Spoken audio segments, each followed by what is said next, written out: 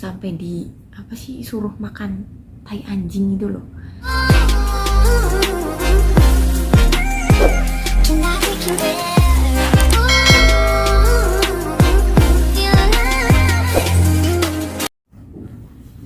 Ya teman-teman, assalamualaikum warahmatullahi wabarakatuh.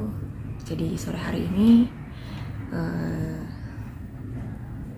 aku ingin ngobrol sama kalian ya.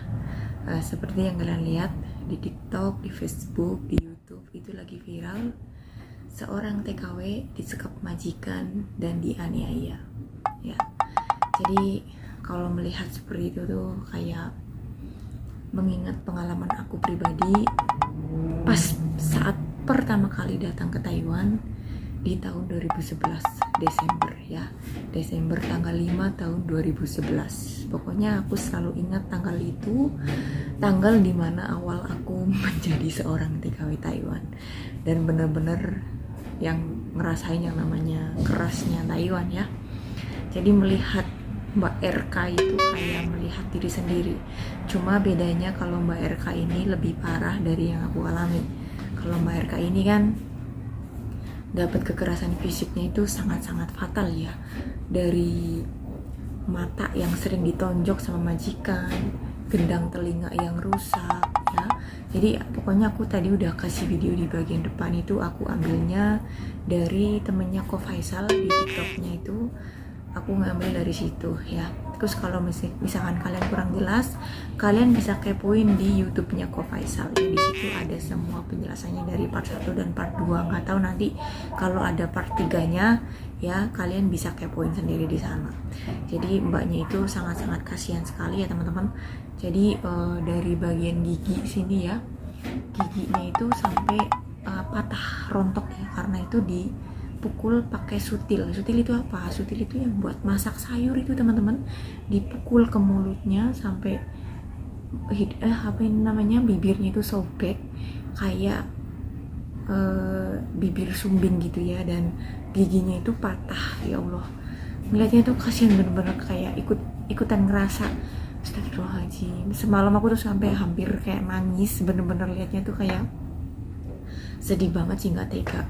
Terus rambutnya ini di bagian depan nih rontok teman-teman, sampai kayak botak gitu ya, karena saking seringnya dijambak itu sampai rontok ya. Telinganya itu udah nggak bentuk telinga juga, di bagian dua telinganya ini udah nggak bentuk telinga, dan tangannya ini juga bengkak semua teman-teman. Di bagian sini lengan juga banyak luka ya. Astagfirullahaladzim. Terus aku denger lagi nih, pas dia itu bikin kopi buat majikannya, kan harusnya campuran air panas dan air dingin, tapi kan mungkin karena nggak ngerti ngomongnya atau gimana ya, majikannya langsung marah dan disiram suruh nyobain. Mbak RK ini suruh nyobain, dan majikannya itu ngambil air panas yang baru disiramin ke bagian punggungnya sini sampai melepuh. Nah, gak cukup sampai di situ aja teman-teman, udah melepuh, digasak terus nggak tahu pakai apa gosoknya itu, terus disiram pakai pemutih juga, kepalanya ada luka, bahkan matanya itu sampai kena pemutih. Astagfirullahaladzim. Wong aku aja nih nyuci kamar mandi, nggak, tangan aku tuh nggak luka, tapi kalau kena pemutih itu kadang-kadang rasanya tuh cercep ya. Cercep itu apa ya bahasa Indonesianya, apalagi kalau luka dan kena mata. Masya Allah, nggak tahu rasanya tuh kayak gimana ya, bisa sampai kuat gitu. Terus sampai, mohon maaf nih ya, ngomong lagi, di bagian kemaluannya itu juga sampai bengkak karena mungkin ditendang atau apa ya. Terus si Mbak RK ini juga ngaku kalau dia sering diseret di apa ya. Terus kalau majikannya itu pas ngelakuin kayak kekerasan gitu ya, kan ada CCTV. Nah dari luar itu biar gak kelihatan itu kayak jendela, hoarding itu semuanya ditutup. Jadi benar-benar disekap di dalam itu, apa ya, nggak bisa berkutik sama sekali. Bahkan HP-nya itu disita. Ya itu udah bener-bener mirip aku banget dulu ya. Aku pas pertama ke Taiwan juga sering banget ngalami kekerasan fisik ya, dipukul pakai rotan, dipekerjakan di luar job, pokoknya sering banget lah. Nggak boleh pegang HP, pokoknya hampir sama. Cuma kalau Mbak Irka ini lebih parah dari yang aku alami. menurut aku tuh dulu aku juga sering banget ya, dari yang tangan ini sering banget dipukul. Tapi kalau majikan aku bedanya udah kena kasus. Waktu itu ada si Mbak N itu yang kena kasus dituduh nyolong 60.000 NT itu udah dikasusin. Jarak 6 tahun majikan aku baru kena kasus setelah aku pindah majikan. Aku dulu tinggal di Hsinchu, pindah ke Junan, Miaoli, terus sekarang yang terakhir di Banqiao. Nah, jadi kasusnya itu yang menimpa aku tuh sebenarnya udah lama banget, udah bertahun-tahun yang lalu. Cuma karena memang ada kejadian, akhirnya majikan aku kena kasus. Majikan aku tuh pinter banget, dia juga memutarbalikkan fakta sampai masuk berita TV BS Taiwan ya, seolah-olah dia yang tersakiti, padahal dia itu yang jahatnya setengah mati ya. Kita dipekerjakan di luar job, bersihin kontrakan, dipekerjakan di rumah orang, neneknya ditaruh di panti jompo. Kalau sekarang sih neneknya udah meninggal ya, jadi mungkin di sana nggak ada TKW apa nggak tahu aku ya.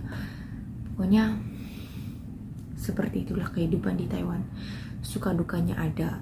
Jadi kalau misalkan kalian yang di Indonesia, suami, kerabat atau siapa ya yang punya istri atau suami di Taiwan, usahakan sering-sering telepon tanya kabar, jangan cuma tanya uang ya. Bener, karena kehidupan di luar negeri itu tidak seindah yang kalian bayangkan ya.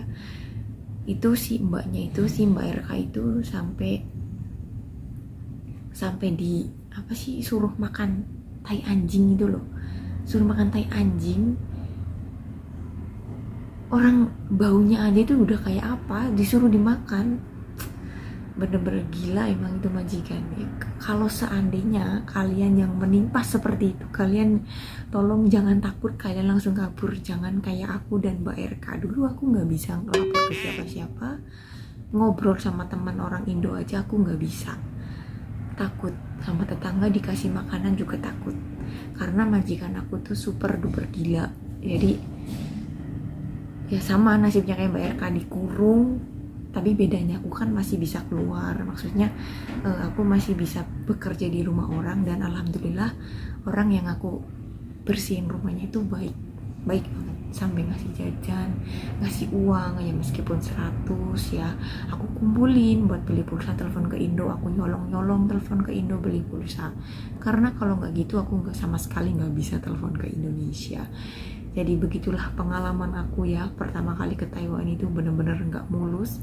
Bukan cuma itu aja, sering potong gaji dan nggak pernah dikasih gaji tepat waktu, dan gajinya itu nggak pernah aku pegang sama sekali, langsung masuk ke rekeningku. Bahkan yang sisa gajinya itu paling berapa sih teman-teman, cuma 2.000, 3.000, 5.000 udah, karena waktu itu kan gajinya cuma 15.000 NT. Kalau sekarang kan 17-18 ya, kalau dulu cuma 15.000.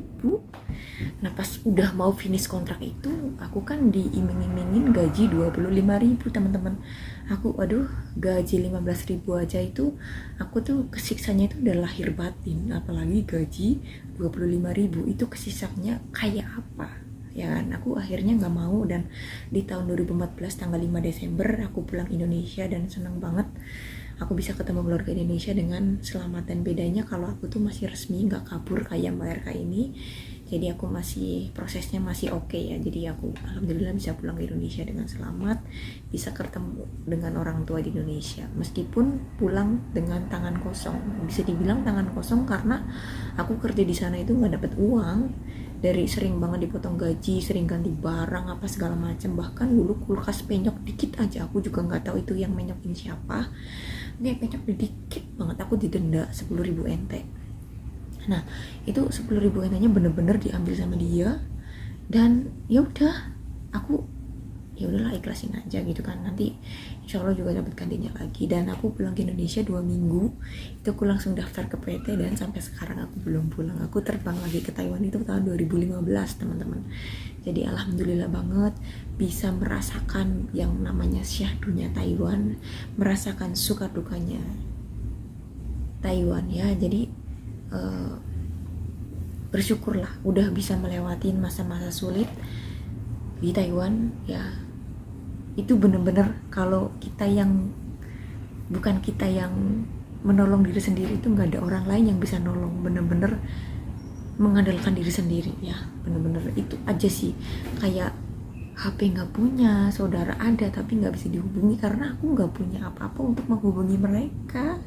Jadi ya udah, sabar dan sabar sampai hari ini. Alhamdulillah teman-teman, akhirnya bisa sampai kesampaian punya rumah dan beli sawah. Kalau dulu boro-boro HP, pulsa apa juga nggak kebeli. Aku beli HP itu pas mau pulang ke Indonesia juga nggak boleh dipakai.